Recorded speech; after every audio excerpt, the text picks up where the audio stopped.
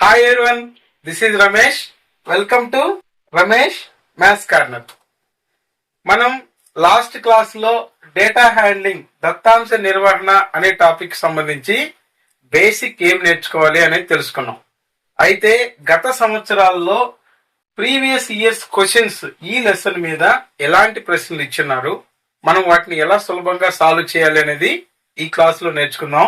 So first question చూడండి. Which of the following data has same values for mean, median and mode? ఇక్కడ 4 options ఇచ్చున్నాయి. ఈ 4 options లోను mean, median, mode అనేటివి same వాల్యూని కలిగిన option ఏది అని అడిగాడు. ఇలా ఇచ్చిన సందర్భంలో మనం జనరల్ గా మోడ్ అనేది ఈజీగా కనుక్కుంటాం కాబట్టి అందరూ మోడ్ వాల్యూని తీసుకుంటారు. సో ఇక్కడ చూడండి, ఇక్కడ మోడ్ ఎక్కువ సార్లు 4 రిపీట్ అయింది కాబట్టి 4. ఇక్కడికి వచ్చేసరికి ఎక్కువ సార్లు 6 రిపీట్ అయింది కాబట్టి 6. ఇక్కడికి వచ్చేసరికి 2 2 సార్లు ఉంది కాబట్టి 2. ఇక్కడికి వచ్చేసరికి మళ్ళీ 2 ఎక్కువ సార్లు రిపీట్ అయింది కాబట్టి 2 తీసుకుంటాం. అయితే మోడ్ అన్నిట్లోనూ వేరువేరుగా ఉంది, ఒకే విధంగా ఎక్కడ లేదు. కాబట్టి ఫస్ట్ మీరు ఏం చేస్తారంటే, ఇక్కడ మనకు మోడ్ కానీ మీడియన్ కానీ ఒక వరుస క్రమంలో రాసినప్పుడు సులభంగా కనుక్కోవచ్చు. ఒక మీన్ మాత్రమే కొద్దిగా యాడ్ చేయాలి కాబట్టి ముందు మీన్ కనుక్కోండి, సులభంగా ఆన్సర్ ని ట్రేస్ చేయొచ్చు. ఇక్కడ చూడండి, 1 2 3 4 5 టర్మ్స్ ఇచ్చున్నాడు. అయితే 4 4 = 16, 16 + 8 అంటే 24. సో ఇక్కడ 24 వస్తుంది టోటల్ గా. 24 అనేది 1 2 3 4 5 టర్మ్స్ ఉన్నాయి కాబట్టి 5 తో అసలు డివైడ్ అవ్వదు ఇది, కాబట్టి ఇది wrong option. Next second one చూడండి. 3 6 = 18 + 2 20, 20 + 10 30. ఇక్కడ వరకు మొత్తం 30. 5 టర్మ్స్ ఉన్నాయి కాబట్టి బై 5 చేస్తే 6 వస్తుంది ఆన్సర్. సో ఇక్కడ చూడండి, మీడియన్ కూడా 6 అయింది, మోడ్ 6 అయింది, యావరేజ్ కూడా 6 అయింది. సో మీను, మీడియన్, మోడ్ 3 కరెక్ట్ అయింది, ఇందులో అయింది. ఇది కరెక్ట్ ఆన్సర్. అయితే ఇక్కడ కూడా ఏమైనా ఉన్నాయా అనేది ఒకసారి చెక్ చేద్దాం. సో ఇక్కడ చూడండి, మీన్ వచ్చేసి 2 + 2 4 + 4 8, 8 + 2 10 + 10 20 + 20 30. సో 30 అన్నప్పుడు మొత్తం 5 టర్మ్స్ కాబట్టి ఇక్కడ మనకు 6 రావాలి. మీన్ అనేది 6 వచ్చింది, కానీ ఇక్కడ ఎక్కడ 6 లేదు కాబట్టి ఇది రాంగ్ ఆప్షన్. సో నెక్స్ట్ చూడండి, ఇక్కడ కూడా 10 + 4 14 16 18 20. 20/5 నంబర్స్ ఇచ్చిన్నారు కాబట్టి 5 తో డివైడ్ చేస్తే 5 4 = 20. బట్ ఇక్కడ మిడిల్ వాల్యూ ఏమొస్తుంది చూడండి, 2 వస్తుంది. ఇక్కడ మనకు మీన్ ఏమో 4 వచ్చింది, మీడియన్ ఏమో 2 ఉంది, కాబట్టి ఇది కూడా రాంగ్ ఆప్షన్. సో ఇక్కడ మనకు ఇలా చెక్ చేసుకుంటూ వెళ్ళినప్పుడు ఇది కరెక్ట్ గా ఆన్సర్ వచ్చేసింది కాబట్టి మిగతా వాటిని చెక్ చేయాల్సిన అవసరం కూడా లేదు, ఈజీగా ఇదే ఆన్సర్ అని గుర్తుపెట్టేయాలి. సెకండ్ వన్ చూడండి. If the median of observations x/2, x/6, x/8, x/4 is 7 అని అన్నాడు. అంటే ఇక్కడ ఇచ్చినటువంటి ఈ రాసులు, ఈ అబ్జర్వేషన్స్ అనేటివి మనకు మీడియన్ వాల్యూ ఇచ్చాడు. అంటే ఇక్కడ మనకు మీడియన్ కాబట్టి ఏం చేయాలని చెప్పాము, ఒక వరుస క్రమంలో ఏదైనా ఒక ఆర్డర్ లో ఇవి రాసుకోవాలి. అది అసెండింగ్ ఆర్డర్ అయినా డిసెండింగ్ ఆర్డర్ అయినా. సో ఎప్పుడు కూడా న్యూమరేటర్ లో సేమ్ వాల్యూ వచ్చినప్పుడు అవి చిన్నది ఏది పెద్దది ఏది అనేది ఎలా గుర్తుపెట్టాలి అంటే, న్యూమరేటర్ లో సేమ్ వాల్యూ వచ్చినప్పుడు డినామినేటర్ లో చిన్న విలువ పెద్ద ఫ్రాక్షన్ అవుతుంది, డినామినేటర్ లో పెద్ద విలువ ఉంటే అది చిన్న ఫ్రాక్షన్ అవుతుంది. సో ఇక్కడ x మీన్స్ x/1 అని అర్థం. సో ఇక్కడ డినామినేటర్ లో చూడండి, అన్నిటికన్నా చిన్నది 1 కాబట్టి ఇది పెద్దది. సో తరువాత ఈ x/2 అనేది పెద్దది, తర్వాత x/4 అనేది పెద్దది, x/6 అనేది పెద్దది, అన్నిటికన్నా చిన్నది x/8.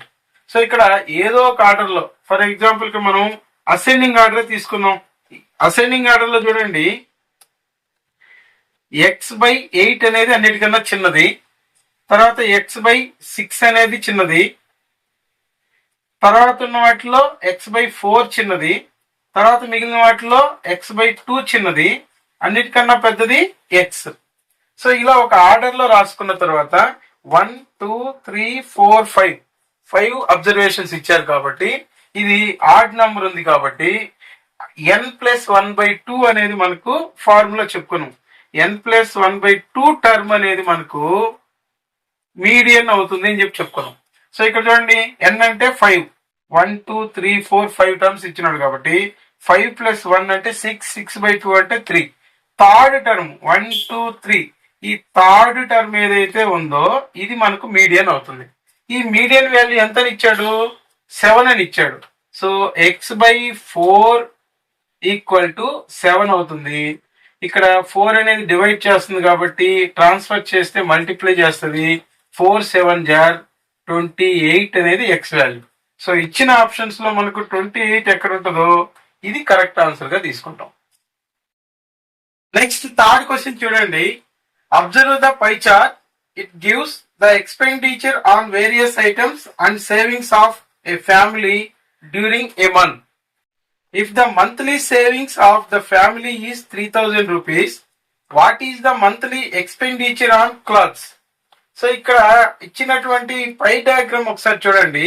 ఆ పై చార్ట్ లో ఒక కుటుంబానికి సంబంధించి ఒక నెలలో ఖర్చులు మరియు సేవింగ్స్ ఇచ్చినాడు. అయితే ఇక్కడ ఆ ఫ్యామిలీ అది కూడా పర్సెంటేజెస్ లో ఇచ్చినాడు మనకు. అయితే ఆ ఫ్యామిలీ ఒక మంత్ లో ఎంత సేవ్ చేస్తుంది అని అంటే 3000 సేవ్ చేస్తుంది.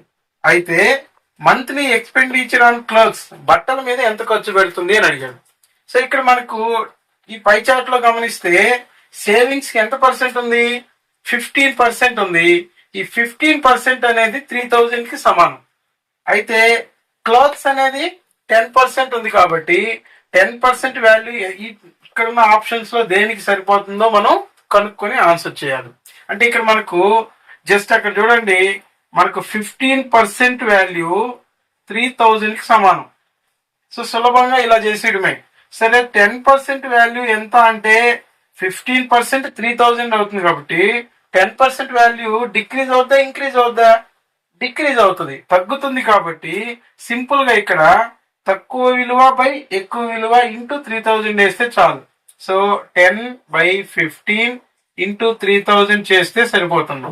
సో ఇక్కడ చూడండి, 5 2 జార్ 10, 5 3 జార్ 15, 3 1 జార్ 3 ఇలానే 3 జీరోస్ వస్తాయి. అంటే 2 ఇంటూ 1000 అంటే 2000 రూపీస్ అనేది వాళ్ళు క్లాత్స్ బట్టల మీద ఖర్చు పెడతారు. కాబట్టి 2000 అనేది ఫోర్త్ ఆప్షన్ లో ఉంది కాబట్టి ఫోర్త్ ఆప్షన్ కరెక్ట్ ఆన్సర్ గా తీసుకోవాలి. సో అర్థమవుతుంది అనుకుంటాను. మీరు వీడియో మొత్తం చూస్తూ నోట్స్ రాయడానికి ప్రయత్నించండి. మీకు ఫ్యూచర్ లో ఖచ్చితంగా ఏ కాంపిటేటివ్ ఎగ్జామ్ కైనా ఇవి చాలా బాగా ఉపయోగపడతాయి. మరికొన్ని ప్రశ్నలతో నెక్స్ట్ వీడియోలో కలుద్దాం. Thank you.